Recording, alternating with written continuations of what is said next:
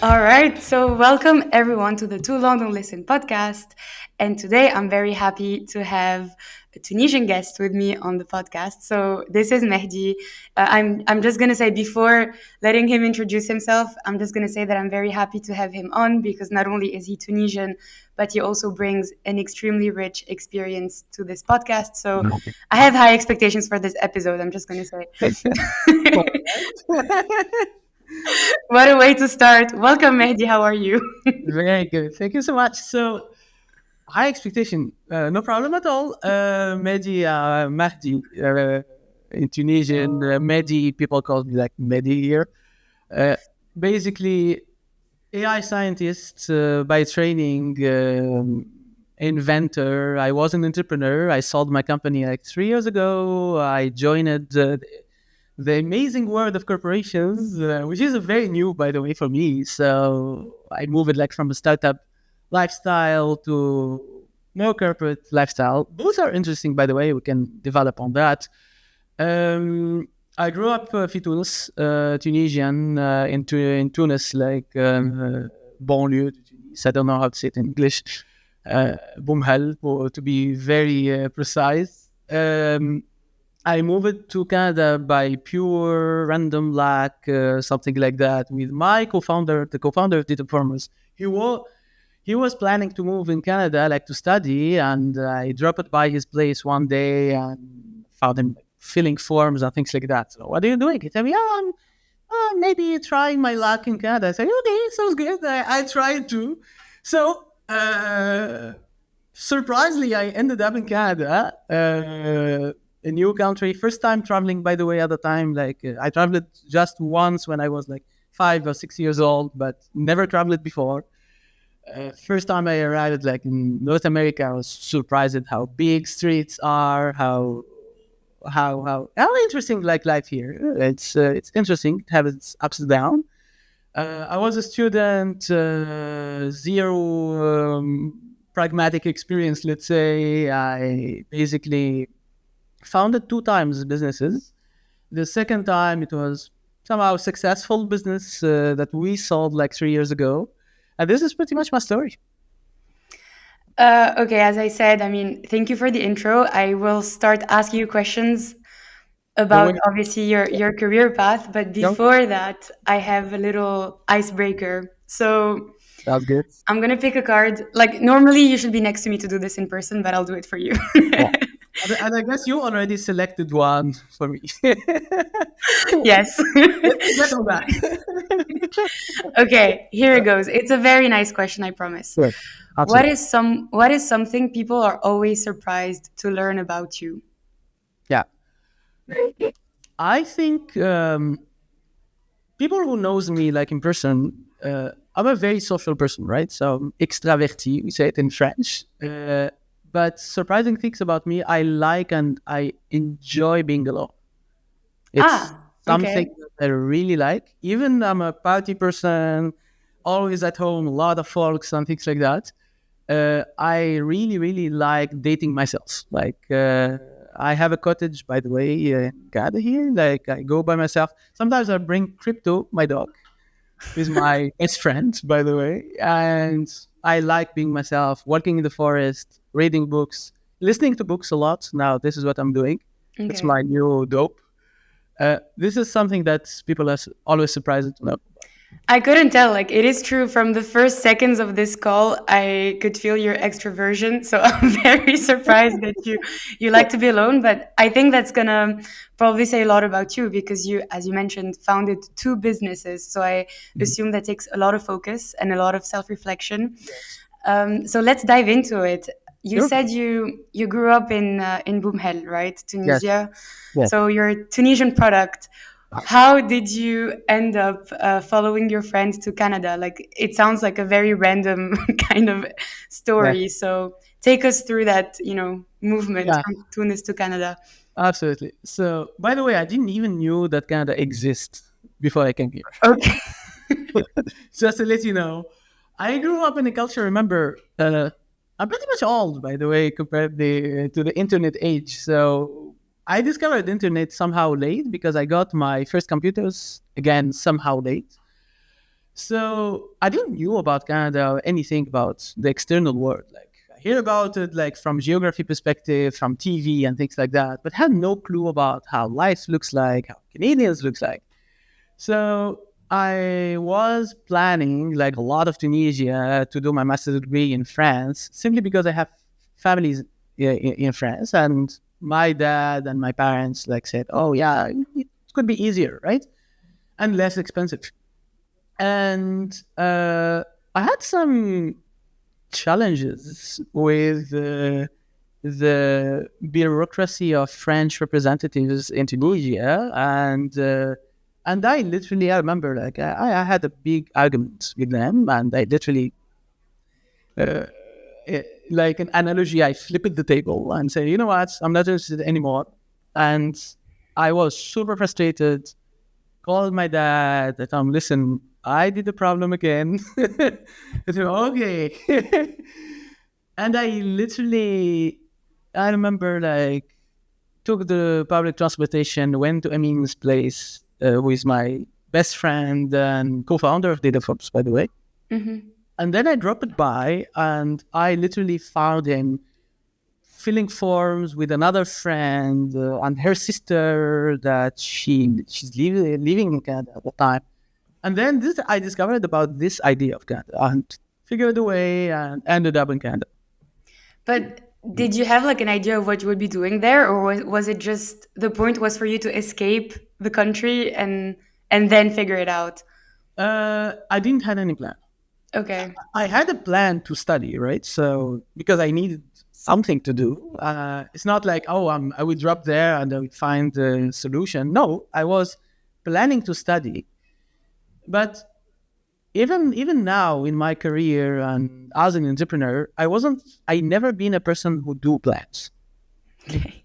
You're not a I planner. not yet. No, You're I'm just not. a Absolutely not. spontaneous. Absolutely not.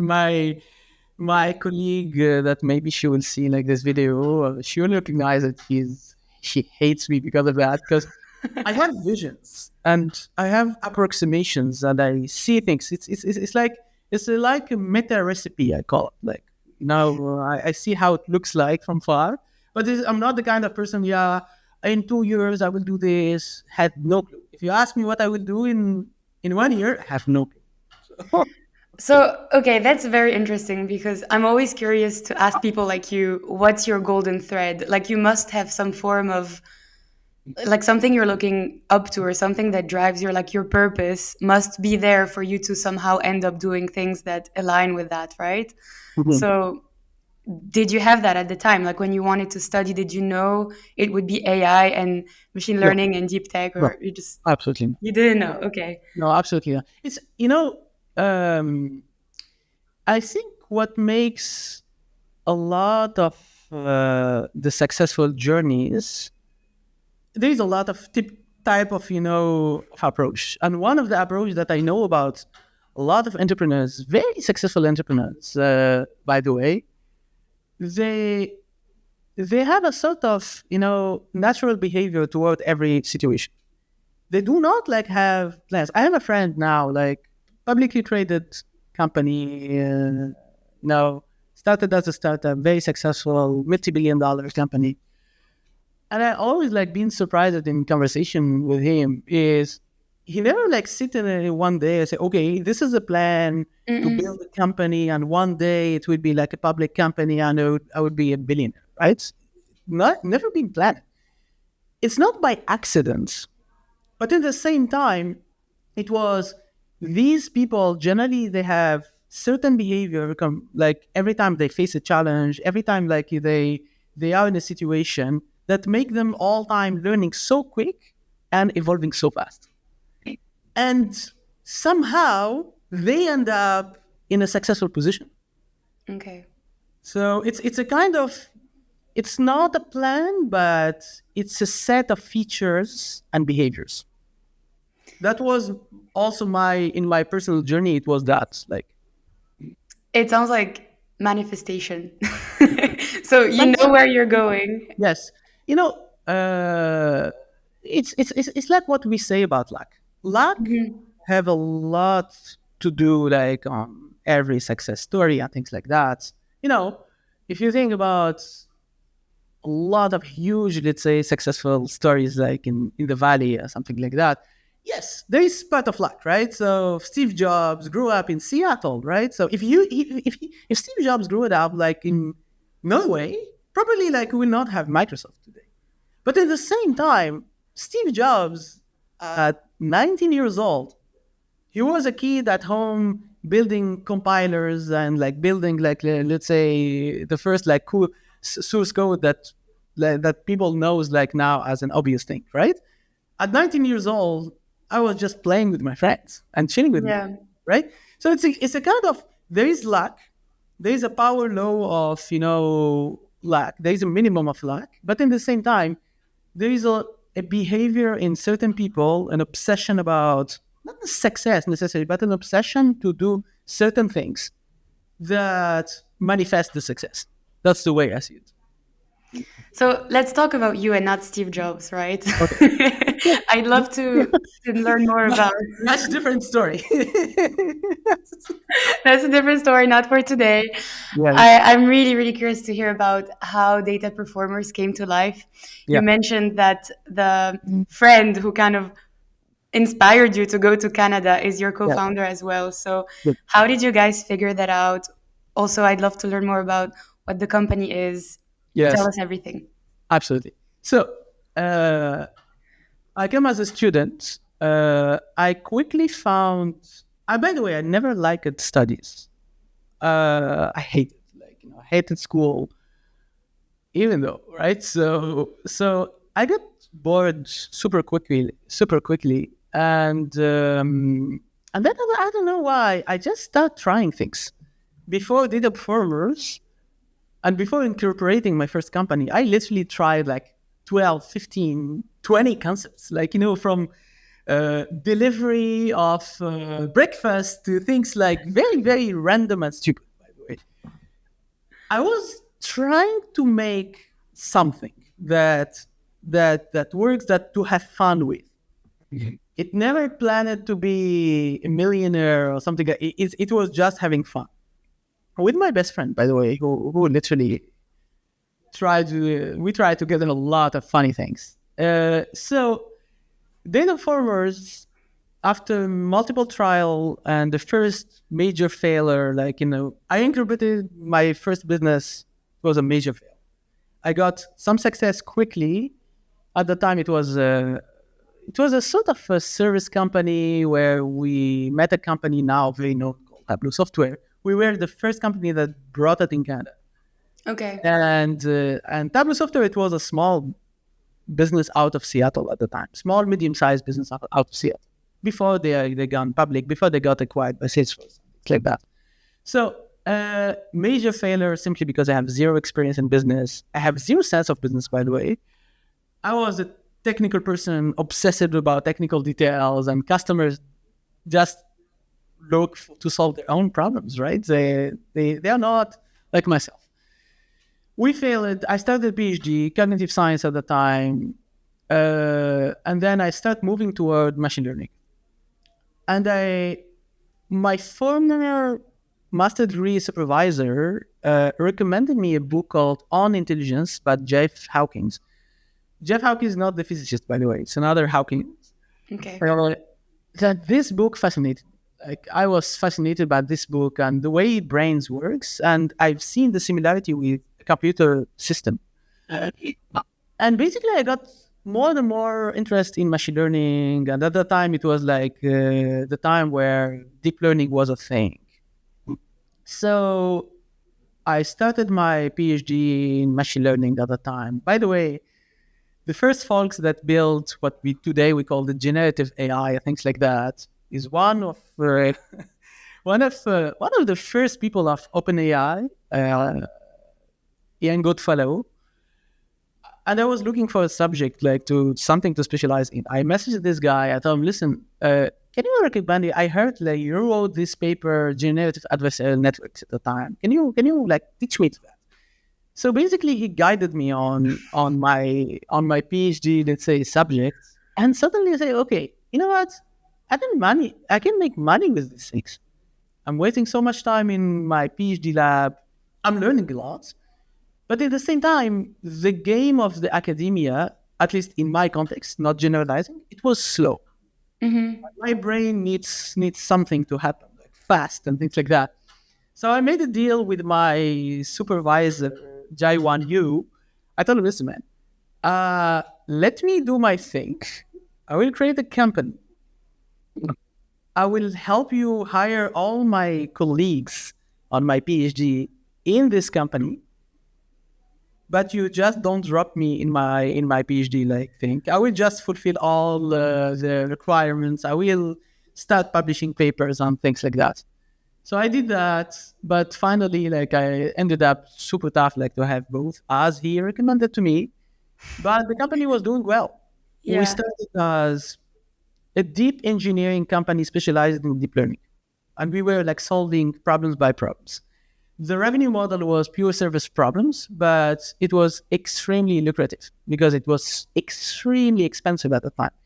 And then we moved it into a product company where one of our major customer in Japan, Toyota, basically, uh, we sealed a deal with them to basically to be able to spin off one of our like solution that we built for them, not the same solution itself, but to be able like to build the product around the same field, not in the same industry, but around the same field. And then we ended up with the product and we started growing the company, and then the COVID hit. Changed it a lot. Um, Like, sorry. wow. I mean, I have so many questions. Okay. the the first one is, so basically this company was born from your PhD. Essentially, Yes. it Yeah. inspired you to start. Yeah.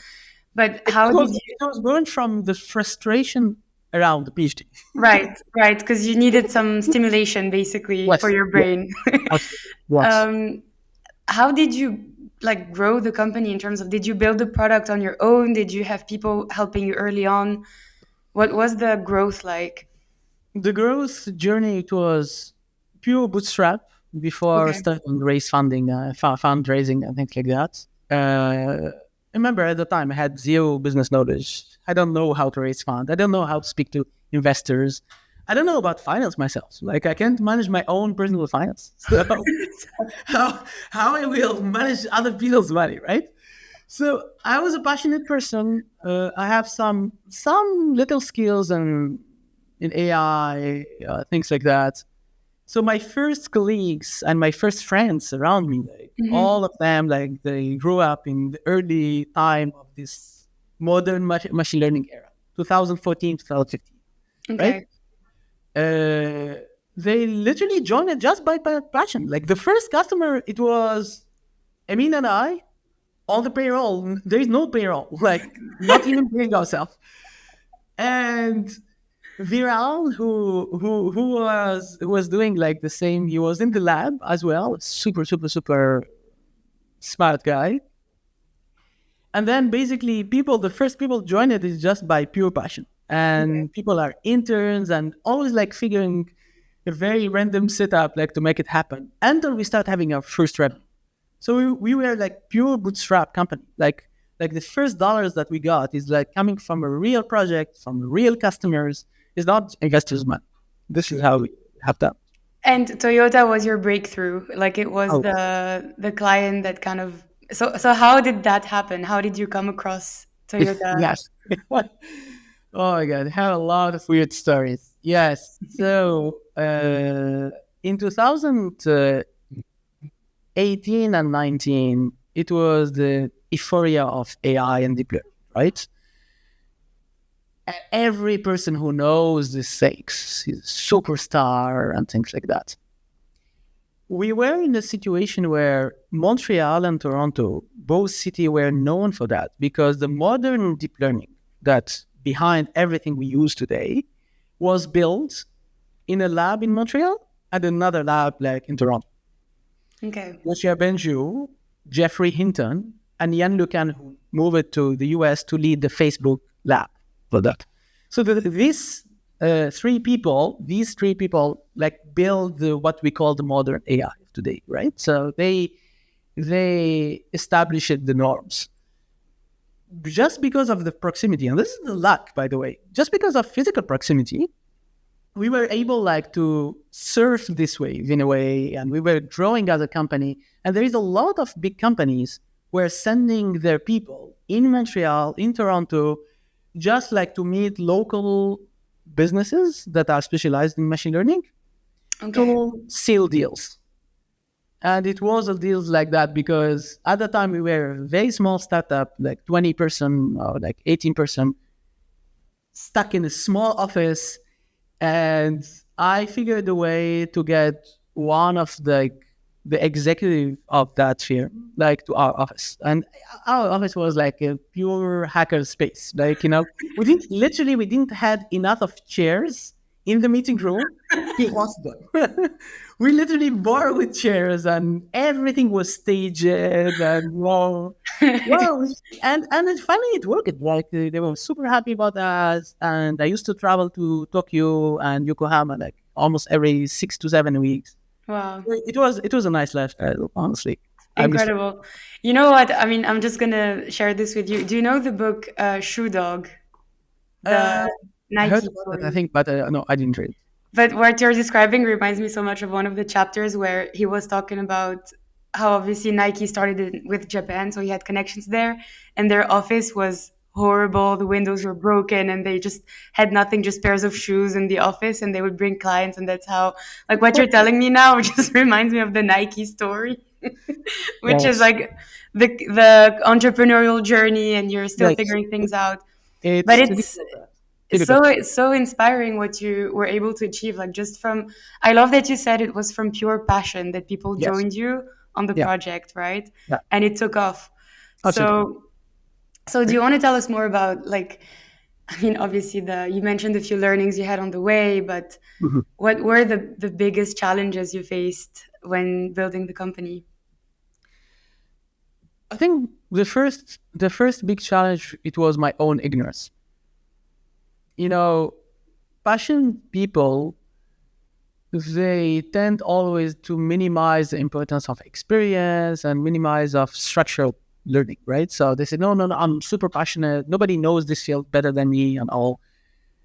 So now, for example, if I start again another business, for sure I will avoid, I can tell you easy 95% of issues that I created myself. Like, Wow, okay, get, that's a lot. get this business. The second thing is a challenge we had is because most of us, we were passionate and experienced folks. We were like four partners. Two co-founders, Amin and I, Gabrielle, who is from Montreal, and Ali, who was like Sudanese, grew up in Dubai.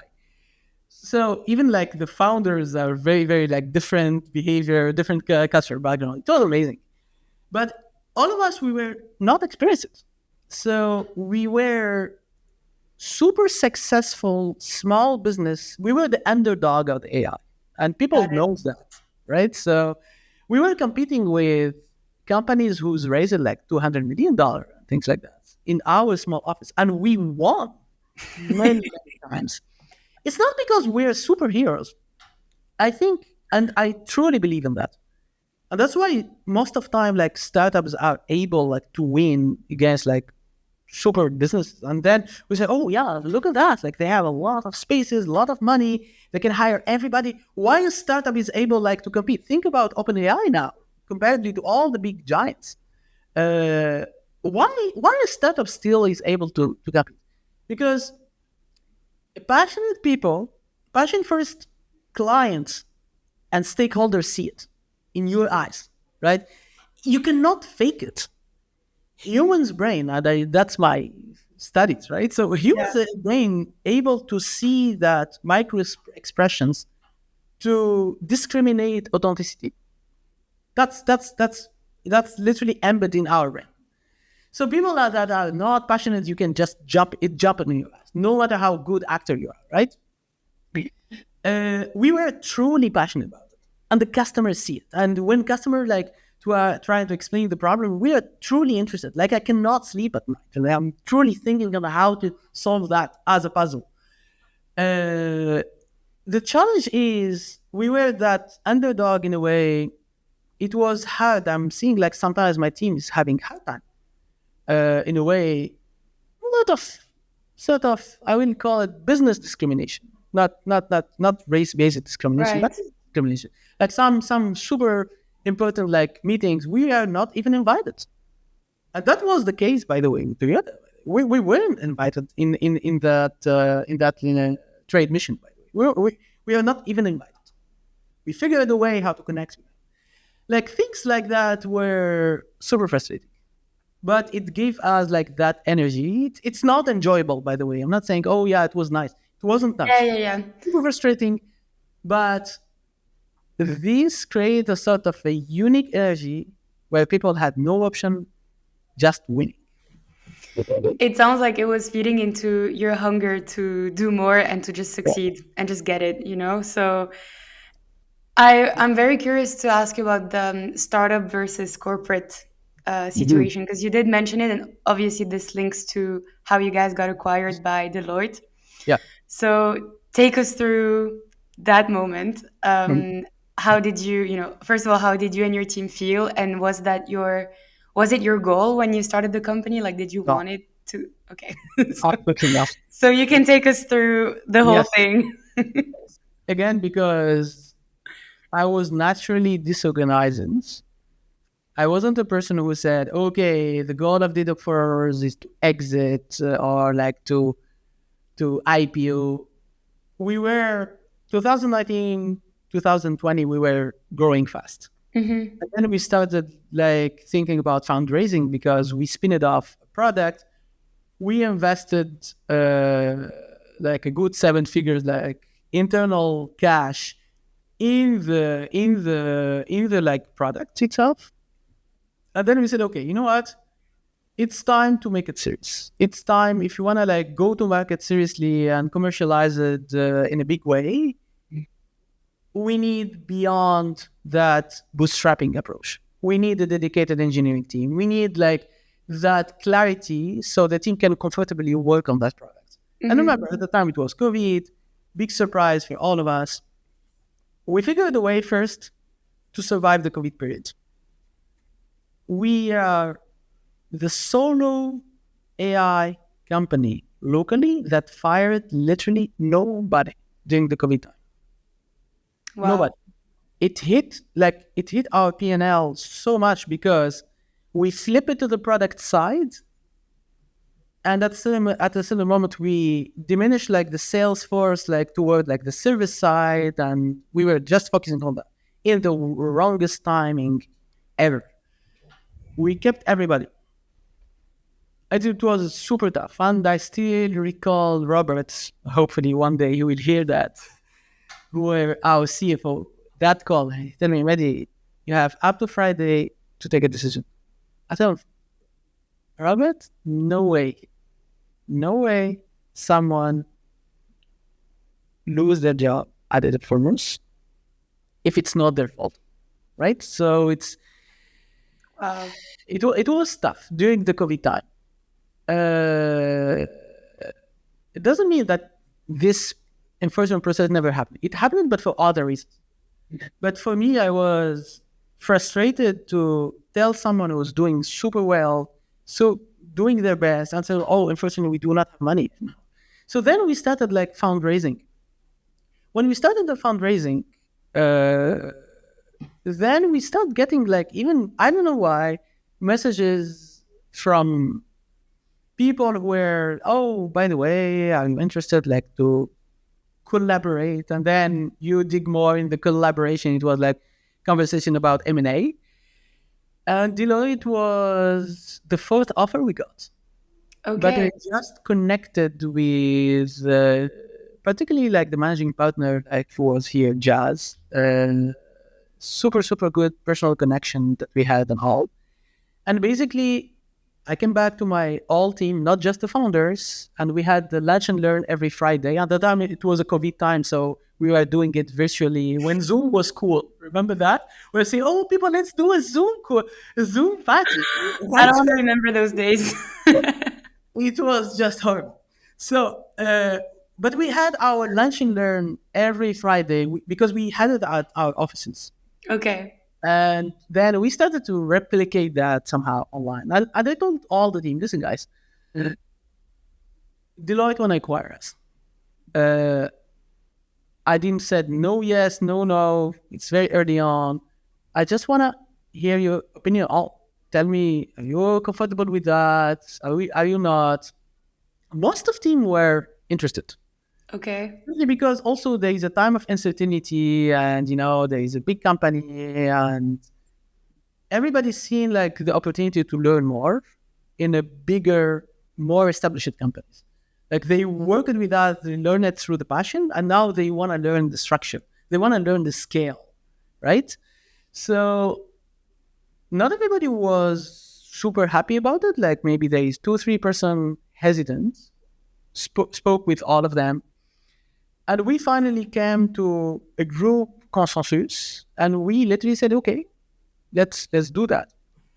And by the way, process was super weird from the M&A team that did the acquisition from a Deloitte perspective. But my philosophy around it was, you know what? My team is used to 100% transparency in everything.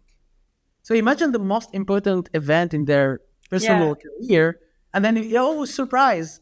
I don't believe on that, right? So Surprise on Zoom. exactly on Zoom. And honestly, we were we were like the highest tenor post acquisition that Deloitte had in their all history. Wow. That's So so impressive. after 3 years, almost everybody in the team was there. So actually that's very interesting because I wanted to ask you about your leadership style and like the culture that you've built at the company. And just from what you described now, I think that says a lot. But have you always been a very like open, transparent? Was this the core value of your company, like the culture that you shaped? Yes, it was. Our culture was shaped about three things, three pillars. One, transparency. Uh, and by the way, every pillar brings goods and bad, right? So transparency also like it brings challenges, right? Yeah.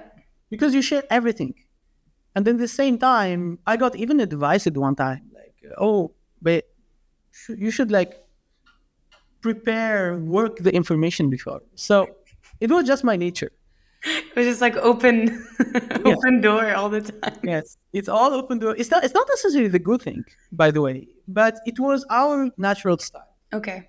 The second thing is we were in a philosophy where if we have to choose between a super passionate, unexperienced young person versus moderately passionate but super talented person, we'll go to the first one.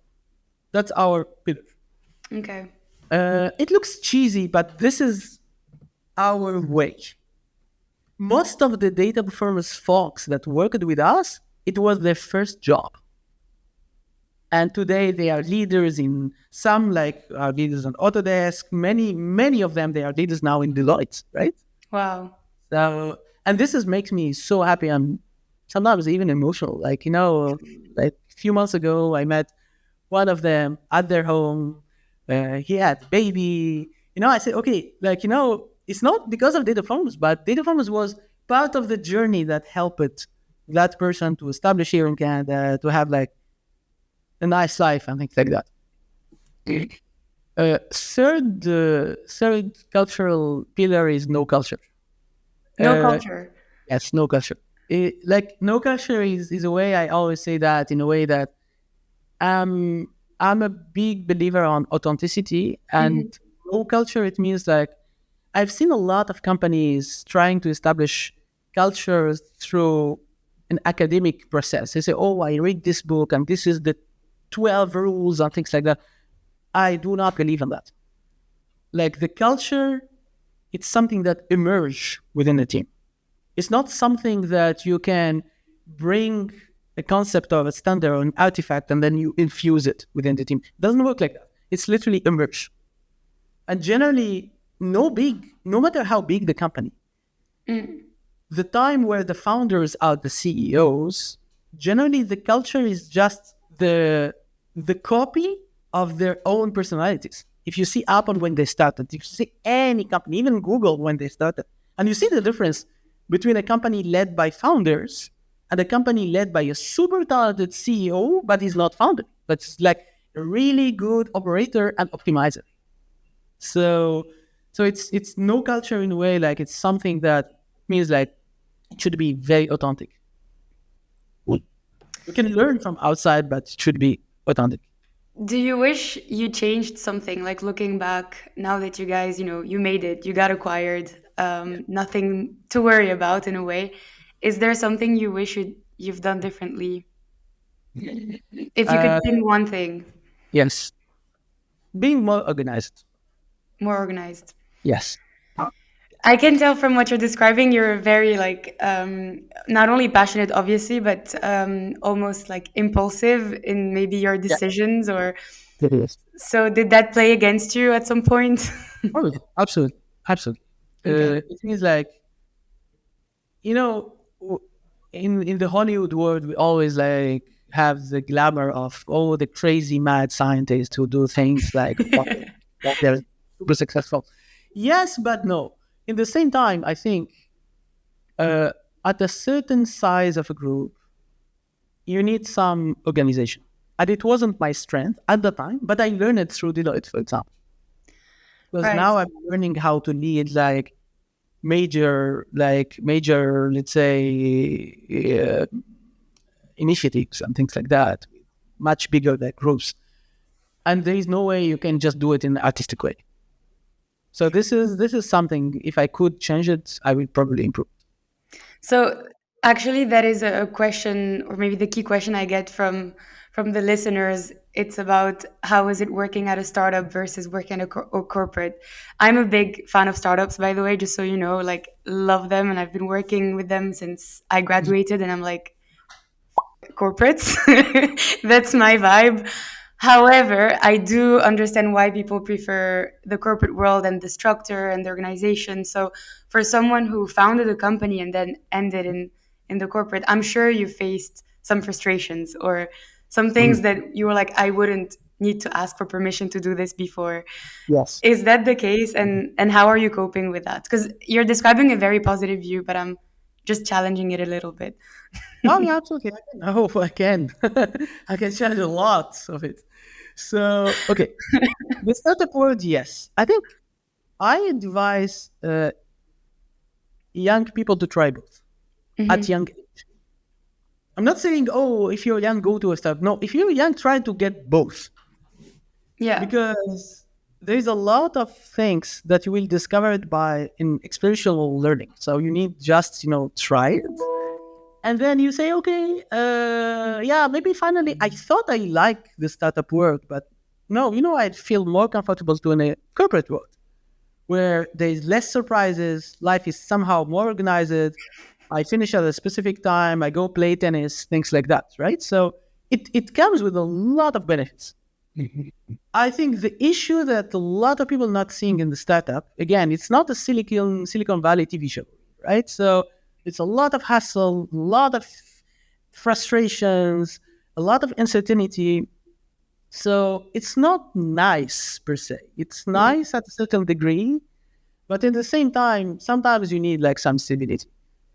I think in startup uh, you learn to do things, multiple things. You are able like to jump from doing this to doing that and things like that. That in corporation, think of it as like a company, a startup that already identified the product market fit. The Yeah. recipe is here.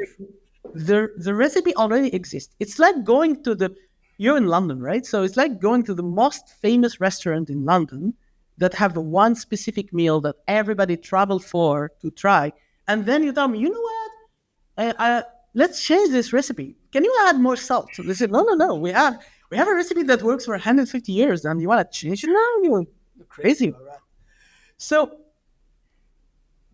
corporate, you learn basically how to scale and maintain an existing recipe that works well. It looks easy, it's not easy, it's tough because the word changed, but the recipe somehow doesn't change a lot. Like it's all time is about adapting this recipe. Hmm. Instead, you learn how to make new recipes. So there is a lot of personal, let's say, like personalities that fits to that. It's not something we can learn, and that's why I always advise young folks just try both to know your side quickly. I love that. I'm gonna use this as the promotional snippet for this episode because it was the perfect summary.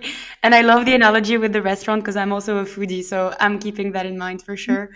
Right. And Mehdi, thank you so much. I would love to ask you one final question, which I always ask is if you could, share one key tip or, the cheesy tip that you would share with our listeners from everything that you've experienced as a founder, what would it Was be? yeah, absolutely. Unfortunately, we do not have. Yeah, okay. Let me do that. So here. A board? Yeah, it's not staged, folks. Literally, I have this board in my office. It doesn't say. Okay, I think life or the word it's always I see life that here you have the talent and here you have the courage. So this is the golden space where you find people are extremely talented folks and extremely courageous. So generally, these people have, let's say, the top lifestyle that we everybody dreams about, right? They're successful, they do exciting things, exciting life, and things like that. But not necessarily everybody want to be here, right? But with all the folks that I have met in my life, the people that are more happy are generally here. No matter how valuable talent they have, they could be talented, for example, but not in something that worth millions. But they could talented in very specific niche things. But what I noticed is everybody here on this side are super happy in their life. So the lesson here maybe is like courage in a way, not just courage like the typical movie things, but the willingness to do things that we like. I think doing something that we like, it's super, super, super important in my sense. And we discovered that, especially like in the 30s, and we start to get closer to the 40s. And then you say, you know what? No matter like what's the career, what's the money we made, or something like that, what we end up like remembering is just like great moments, the things that we like. So I always go to that side, like get the courage to do something you like, no matter it's something like super perceived by the society as successful or not, but just do it because you will have fun at least, right? Yeah. I think that's really important, especially because at the end of the day, I think success is extremely subjective as well. Sometimes we try Yeah. to compare ourselves to others, but in the end of the day, it's what energizes you and what you think is what you're able to achieve and that fits into your successful scope, right? So Yes, I, totally. I really like that. I like the little board as well. Again, folks, it's not staged, it's not planned. I It's wasn't something expecting that that. my mind. So, No, thank you, Mehdi. I really enjoyed our conversation and thank you again for your time. It was great talking to you. thank you so much. My pleasure. See you.